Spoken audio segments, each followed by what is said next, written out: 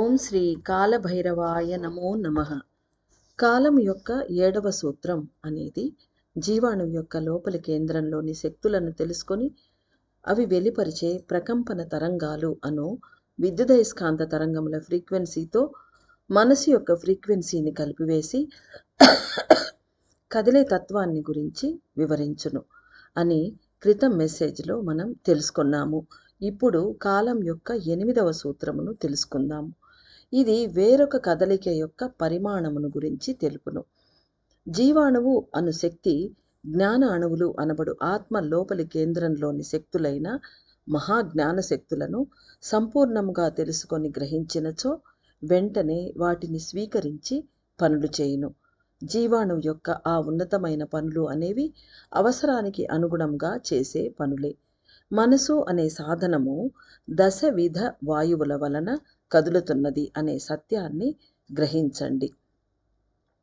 ప్రాణ అపాన అనేటువంటి 5, నాగ కృకర దేవదత్త ధనంజయ మొదలైన ఇంకొక 5, ఈ 10 కలిసి దశవిధ వాయువులు. వాటి వల్లనే మన శరీరంలో అన్ని కార్యాలు జరుగుతాయి. కాబట్టి మనసు అనే సాధనము కూడా దశవిధ వాయువుల వలన కదులుతున్నది అనే సత్యాన్ని గ్రహించండి అంటున్నారు స్వామి. మనసు అనేది ఎచట వాయుశక్తి తగ్గి ఉన్నదో అచటనే నిలిచి కదులుటకు ప్రయత్నించును. మనసు ఎచట నిలుస్తున్నదో అచట శక్తులు తగ్గి ఉన్నవి అని, బంధములు బలపడి ఉన్నవి అని బోధపడును. అంటే మనకు ఇదే గుర్తు అన్నమాట. మనసు ఎక్కడ నిలుస్తున్నదో అక్కడ శక్తులు ఉడిగిపోయి ఉన్నాయి, బంధాలు ఎక్కువైపోయినాయి అని తెలుసుకోవాలి. ఎక్కడ ప్రాణం యొక్క శక్తులు అవసరం అవుతున్నవో అక్కడనే మనసు నిలుస్తుంది. అంటే అక్కడ శక్తి తగ్గున్నది అంటే అక్కడ ఇండికేషన్ ప్రాణశక్తి అవసరమైనది, అక్కడ అలారం అన్నమాట. అది మాయలో చిక్కి ఉన్న బుద్ధి అణువులకు శక్తులు ఇచ్చేదే ప్రాణం యొక్క పెద్ద పని. మనసు అనే సాధనము బాహ్య అవసరాలు అనే మహామాయలో చిక్కి ప్రవర్తించుచున్నది. అంటే మనసు బాహ్య అవసరాలు అనే మహామాయలో చిక్కిపోయినప్పుడు అక్కడ బుద్ధి అణువులు పనిచేస్తూ ఉంటాయి. వాటికి అవి కూడా మాయలో చిక్కి ఉంటాయి. అప్పుడు అక్కడ ప్రాణశక్తి తగ్గిపోయి ఉంటుంది, బలహీనపడి ఉంటుంది. కాబట్టి మనసు అక్కడ నిలుస్తుంది. దానివల్ల ఏమవుతుంది, మాయలో చిక్కి నిలుస్తూ ఉంటుంది. దానివల్ల ఇండికేషన్ ఏంటంటే ప్రాణశక్తి అవసరమైంది. ఇట్స్ అన్ అలారమింగ్ ఫర్ ప్రాణశక్తి. అక్కడ వచ్చి ప్రాణం వచ్చి తన శక్తులను పరుస్తూ ఉంటుంది. ఈ శృంఖల ఇదే విధంగా సాగుతూ ఉంటుంది. దాని ముఖ్యమైన పని ఇదే, ప్రాణం యొక్క పని. కాలము యొక్క ఇంకొక సూత్రము అనేది అనగా 8వ సూత్రం ఏ రకమైన ఇంధనములను జీవాణువు స్వీకరించి కదులుతున్నది అనే దానిని గురించి వివరించును. ఒక ఇంటిలో కలిసి నివసించే వారిలో ఒకరేమో అన్ని పనులను సులభంగా చేసి ప్రశాంతంగా నివసిస్తూ ఉంటారు. వేరొకరు వేగవంతంగా కదులుతూ ఉంటారు, కానీ పనులను పూర్తి చేయ వీలు కాదు అనే ఫీలింగ్తో ఉంటారు. అంటే ఆ ఫీలింగ్ తోటి వాళ్ళు పనులు పూర్తి చేయలేరు. కాబట్టి దీనివల్ల ఏమి అర్థమవుతున్నది, ఇరువురికి ఒకే రకమైన పనిని ఇచ్చినను ఎవరైతే జ్ఞానాణువుల లోపలి కేంద్రంలోని మహాజ్ఞాన శక్తులను తీసుకుంటారో వారు పనులను సులభంగా నెరవేర్చగలరు. బంధించబడిన ఆత్మ అణువులను కదిలిస్తున్న ఇంటెలిజెన్స్ అను ఉష్ణ అణువుల ఫ్రీక్వెన్సీని పట్టుకొని కదిలేవారు అశాంతిగానే ఉంటారు. అంటే అశాంతిగా ఉంటారు, వేగవంతంగా కదులుతూ ఉంటారు, కానీ పనులు మాత్రం వారు పూర్తి చేసుకోనలేరు. అంటే ఏమి అర్థమవుతున్నది, ఏ పనిని అయినా స్వీకరించే ముందు జ్ఞాన అణువుల కేంద్ర శక్తులతో మనసును పెనవేసి అటు పిమ్మట ఆ పనిని చేయాలి అని మనం అర్థం చేసుకోవాలి. దీనినే దైవం యొక్క శరణాగతి చెంది పనులు చేయుట, ధ్యానము చేసి పనులు చేయుట, మంత్రములు ఉచ్చరించి గంటలు మ్రోగించి దైవాన్ని పూజించి పనులు చేయుట, దేవాలయాలలో ప్రార్థనలు చేసి పనులు చేయుట మొదలైన క్రియల ద్వారా మానవుల బుద్ధి స్వీకరించే విధంగా లేదా మానవులు స్వీకరించే విధముగా మార్గములు ఏర్పరచబడినవి.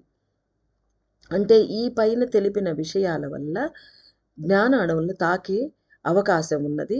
అప్పుడు పనులు నెరవేర్చబడతాయి. అందుకని ఏదైనా పని పూర్తి కాకపోతే ఫలానా దైవాన్ని కొలవండి, అక్కడ ప్రదక్షిణలు చేయండి. ఇలాంటి ఈ మంత్రాన్ని ప్రయోగించుకోండి, ఈ ధ్యానం చేసుకోండి ఇన్ని రోజులు. ఇలా దైవ శరణాగతిలోకి వెళ్ళి పనులు చేసేదానికి మార్గాలు ఋషులు పెట్టి ఉన్నారు. భౌతిక అవసరములు, బంధములు ఏ విధంగా ఆకర్షించినను దైవం యొక్క మార్గంలోకి వెళ్ళి పట్టుకొన్నచో, అనగా వాటిని తీర్చుకోవటానికి దైవం యొక్క కాళ్ళు పట్టుకొన్నచో, అనగా ఆ మార్గంలోకి వెళ్ళి పట్టుకొన్నచో, మనసు అనే సాధనం జ్ఞాన అణువుల వద్ద నిలువసాగును, అనగా అక్కడ నిలవడానికి మొదలు పెడుతుంది. దశవిధ వాయువులనేవి ఇక్కడ గొప్ప పాత్ర నిర్వహించును. మనసును కదిలించేదే వాయువులు అని తెలుసుకొనాలి. కాలమునకు, మనసునకు, వాయువునకు గొప్ప సంబంధం ఉన్నది. ఒక పనిని తీసుకున్న ఒకరు త్వరితగతిని పని చేస్తూనే ఉంటారు, కానీ ఆ పని నెరవేరదు. వేరొకరు అదే పనిని తీసుకొని త్వరితగతిని పనిచేస్తూ ఆఖరున కఠినంగా శ్రమించి ఆ పనిని నెరవేర్చగలరు.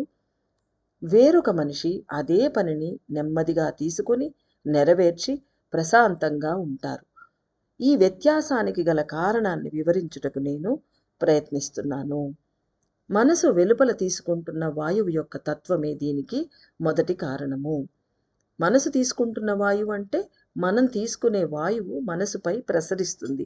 ఆ వాయువు యొక్క తత్వం. దాని వలన ఇలా తేడాలు సృష్టించబడుతూ ఉన్నాయి.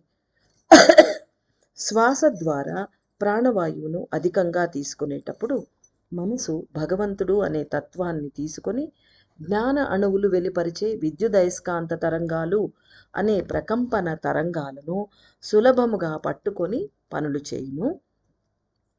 ఆత్మగాయత్రి మంత్రం ఉచ్చరించినచో ప్రాణశక్తి నిండిన వాయు మూలకాలు అధిక మాత్రలో ఆకర్షించబడి లోపలకు తీసుకొనబడును. కాలం యొక్క 8వ సూత్రం. ఈ సూత్రం ఏ విధంగా ఉత్తమమైన ప్రాణవాయువును తీసుకొని మనసుకు పంపి ఆలోచనలను, ఉద్దేశ్యములను భగవంతునిపై నిలిపి జ్ఞాన అణువుల కేంద్ర శక్తుల ఫ్రీక్వెన్సీని పట్టుకొని జీవాణువుతో పెనవేసుకొని అన్ని పనులను సులభముగా నెరవేర్చుకొనుట అనే విషయాలను గురించి వివరించును. ఈ విషయాలన్నిటినీ 8వ సూత్రం వివరిస్తుంది అంటున్నారు కాలభైరవ స్వామి. అంటే లోపలికి ఏ విధంగా ఉత్తమమైన వాయువును తీసుకొని దాన్ని మనసుకు పంపి మనసులో ఉండే ఆలోచనలు, ఉద్దేశ్యములు వాటన్నిటిని తీసుకెళ్ళి భగవంతునిపై నిలిపి తద్వారా జ్ఞాన అణువుల కేంద్ర శక్తులు ఏవైతే ఉన్నాయో వాటి యొక్క ఫ్రీక్వెన్సీని పట్టుకొని ఆ తర్వాత జీవాణువుతో పెనవేసుకొని, ఎందుకంటే జీవాణువు భగవంతుని దగ్గర మనసు నిలిపినప్పుడు జీవాణు హయ్యర్ ఫ్రీక్వెన్సీతో వైబ్రేట్ అవుతూ ఉంటుంది. కాబట్టి జీవాణువుతో పెనవేసుకొని అన్ని పనులను సులభంగా నెరవేర్చుకుంట ఎలా అనే విషయాన్ని తెలిపేదే కాలం యొక్క 8వ సూత్రము. వీటన్నిటినీ వివరిస్తుంది అది. ఆత్మగాయత్రి మంత్రం ఉచ్చరించి స్తుతించే సమయంలో శ్వాసపై ధ్యాసను ఉంచాలి.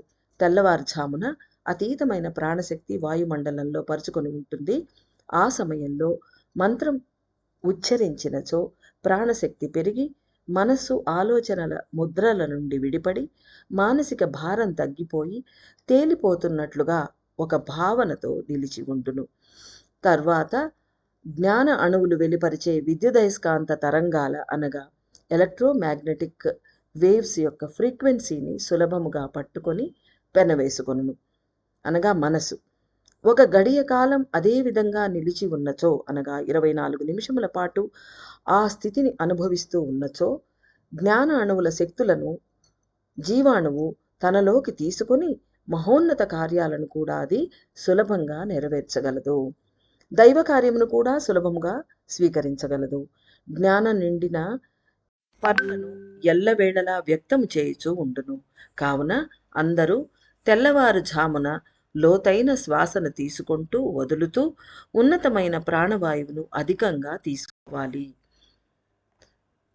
అలా అధిక ప్రాణవాయువును పొందాలి అని కోరుకొని ఒక గడియ కాలం పాటు మంత్రాన్ని ఉచ్చరించినచో తెలివైన ఆలోచనలు ఉదయించి చుట్టూ ఉన్న ఆత్మలను కాపాడే పనులను మీరు చేయగలరు. ప్రాణశక్తి నిండిన ప్రకృతి సహజమైన పరిస్థితులలో, అనగా వేకువజామున ఉన్న ప్రకృతి సహజమైన పరిస్థితి ఏంటంటే వేకువజామున ప్రాణశక్తి నిండి ఉంటుంది. చల్లదనం కూడా పరుచుకొని ఉంటుంది. అలాంటి సమయాలలో మంత్రాన్ని జపించినప్పుడు మనసు అనేది సులభముగా జ్ఞాన అణువులలోకి వెళ్ళి సంక్షేపించును. దీనిని గ్రహించుట ఒకటే ఉత్తమమైన పని కాగలదు. నా పరిపూర్ణమైన ఆశీస్సులు.